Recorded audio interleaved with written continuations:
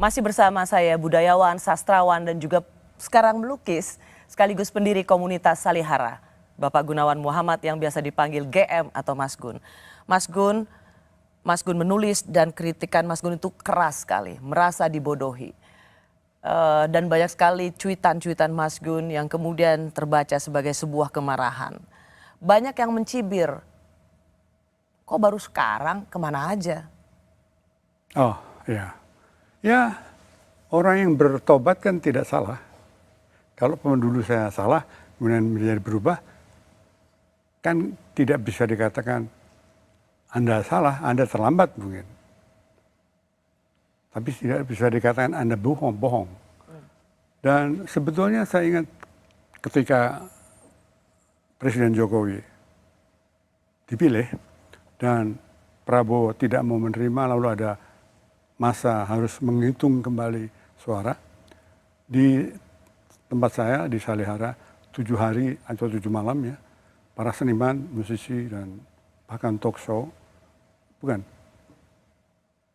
apa, komedian, Stand up comedy. perform, pelukis dan sebagainya.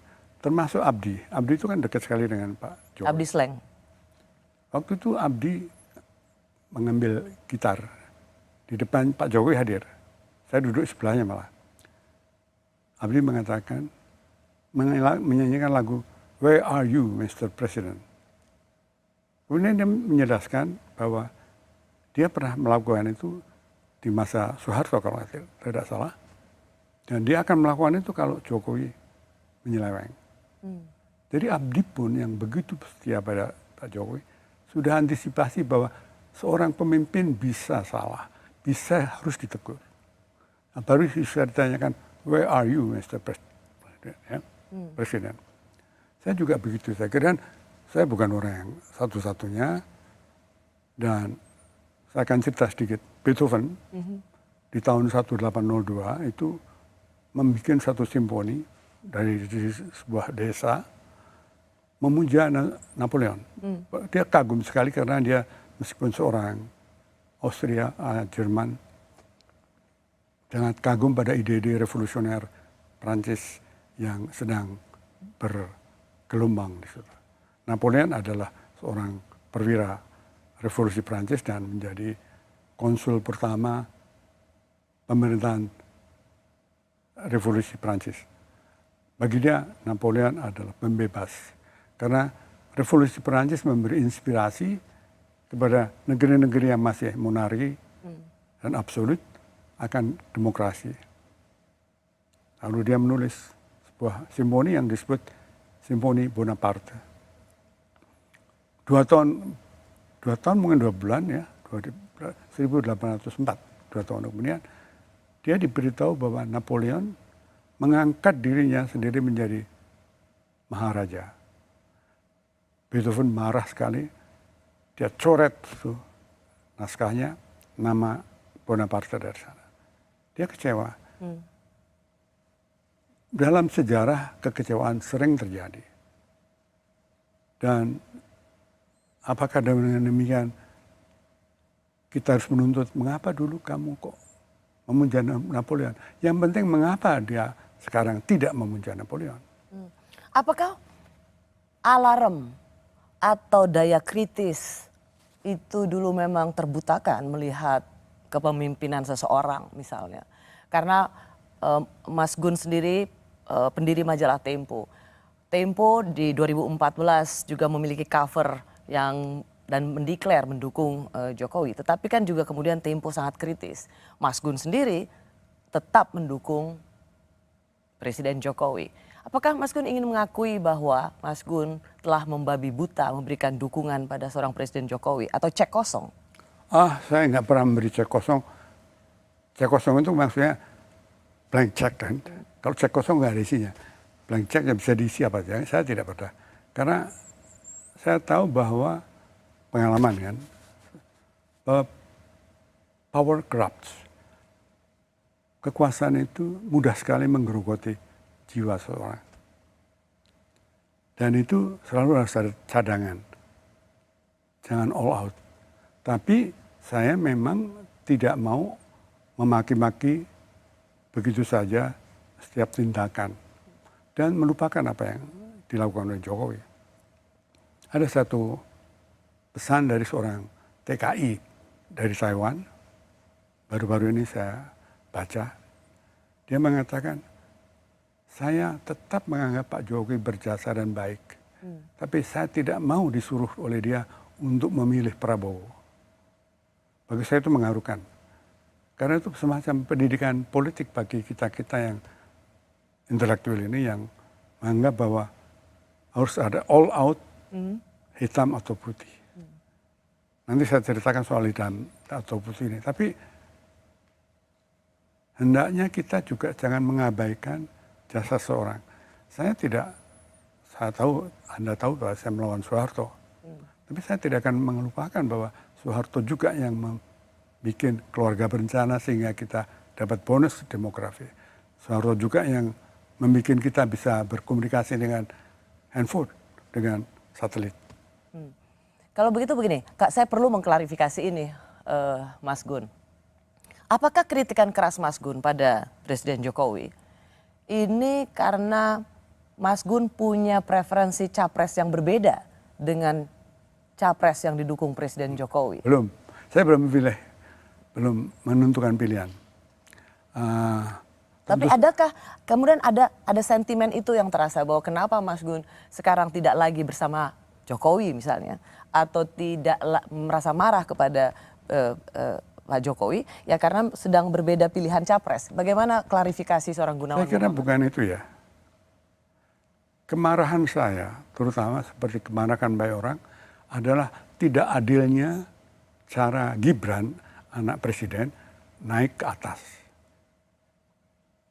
Bukan karena Gibrannya, bukan karena umurnya, tapi karena tidak fair. Dan ketika ini merusak sistem di kehakiman, terutama tingkat Mahkamah Konstitusi, itu berbahaya sekali. Karena nanti ketika kita membutuhkan mahkamah ini sebagai wasit yang tidak memihak, orang tidak percaya.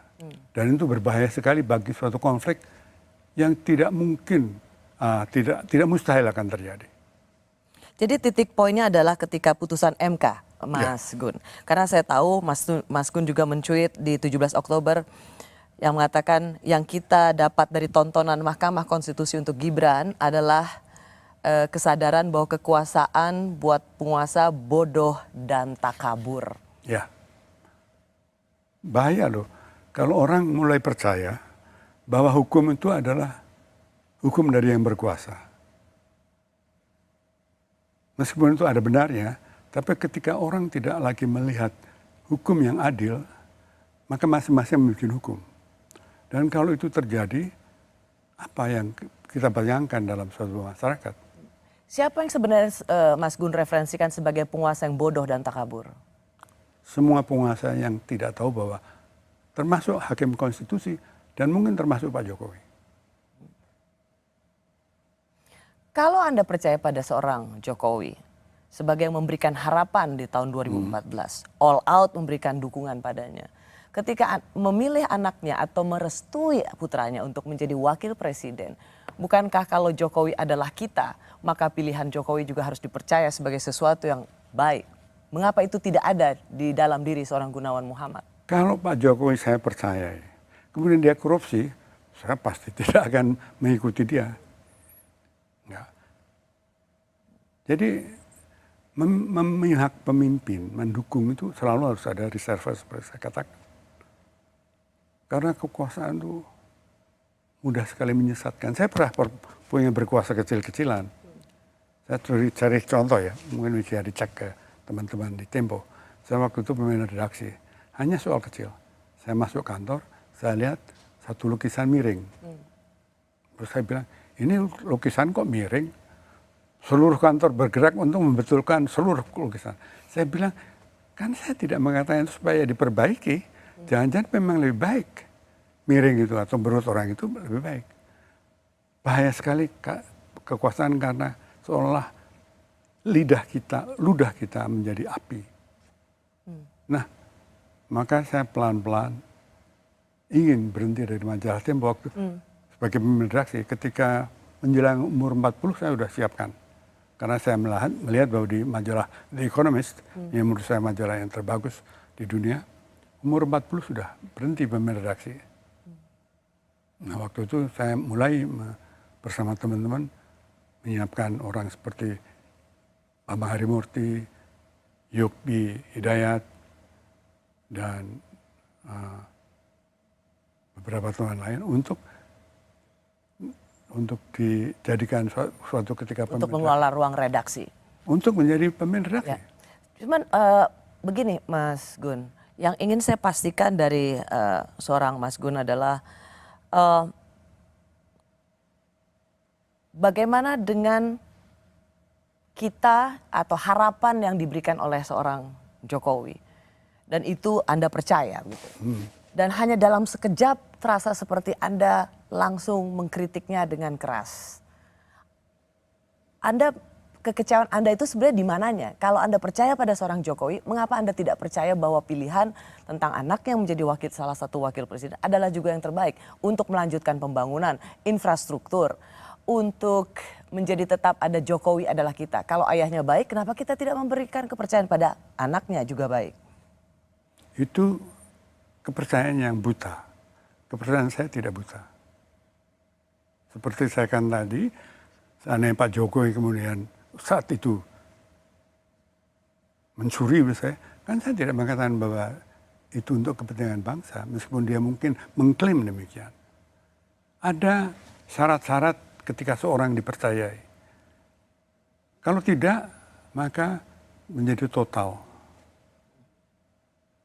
Bahkan kepada teman sendiri, saudara sendiri, adik sendiri, anak sendiri, kita punya syarat-syarat.